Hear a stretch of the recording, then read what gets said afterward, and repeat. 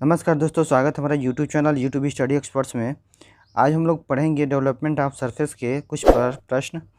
पहला प्रश्न है, चित्र में दर्शाया गया सतहों का विकास किस प्रकार की आकृति का है। तो ये जो दिखाया गया है फिगर, ये किस प्रकार का है।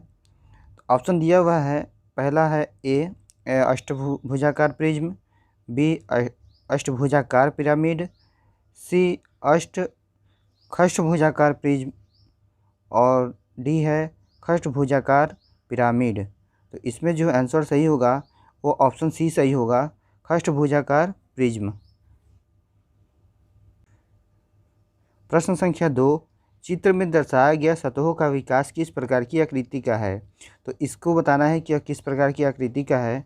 तो इसमें जो आंसर सही होगा वो होगा ऑप्शन डी, खष्टभुजाकार पिरामिड। ये जो है खष्टभुजाकार पिरामिड है।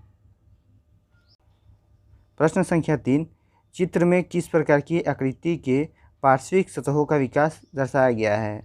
तो इसमें जो दर्शाया गया है इसका ऑप्शन होगा सी, खष्टभुजाकार प्रिज्म दर्शाया गया है।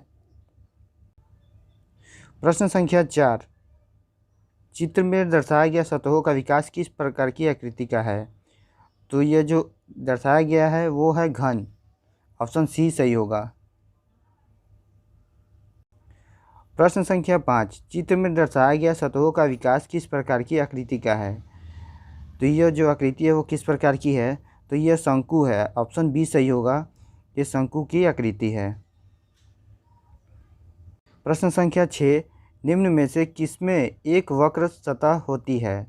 तो इनमें से ऑप्शन दिया है परवलयाकार ठोस, बी गोला, सी शंकु और डी घन। तो इसमें बताना है कि किसमें वक्र सतह होती है। तो वक्र सतह जो होती है शंकु में होती है, ऑप्शन सी सही है।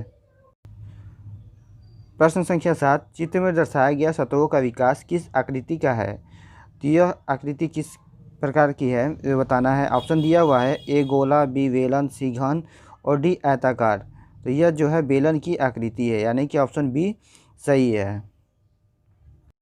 प्रश्न संख्या 8, एक ठोस की सभी सतहों को एक समतल पर खोलने या फैलाने को किस नाम से जाना जाता है।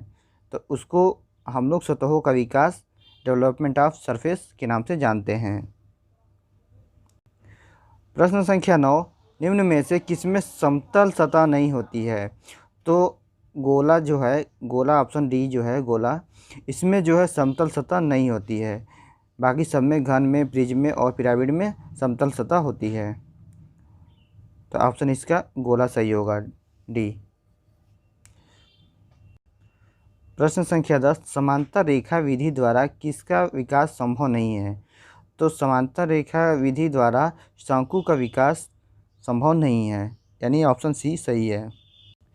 प्रश्न संख्या 11, रेडियल रेखा विधि द्वारा किसका विकास संभव है। तो ऑप्शन बी सही होगा, पिरामिड। रेडियल रेखा विधि द्वारा पिरामिड बनाया जाता है। प्रश्न संख्या 12, रेडियल रेखा विधि में विकास करते समय किसे केंद्र माना जाता है। तो जब रेडियल रेखा विधि तैयार करते हैं तो ऑप्शन डी सही होगा, एपेक्स को हम लोग केंद्र मानते हैं। प्रश्न संख्या 13, परवलयाकार ठोस में किस प्रकार की सतह होती है। तो इसका जो आंसर सही होगा वो होगा बी, द्विवक्र सतह। प्रश्न संख्या 14, पिरामिड में किस प्रकार की सतह होती है। तो पिरामिड में ऑप्शन सी सही होगा, समतल सतह होती है। प्रश्न संख्या 15, बेलन में किस प्रकार की सतह होती है। तो ऑप्शन ए सही होगा, वो एक वक्र सतह होती है। बेलन में एक वक्र सतह होती है। प्रश्न संख्या 16, किसी बेलनाकार ड्रम की पार्श्विक सतह के विकास करने के लिए वृत्त की कितने समान भागों में विभाजित किया जाता है। तो वृत्त को कितने समान भागों में विभाजित किया जाता है, इसका आंसर सही होगा सी, यानी कि 12 भागों में विभाजित किया जाता है।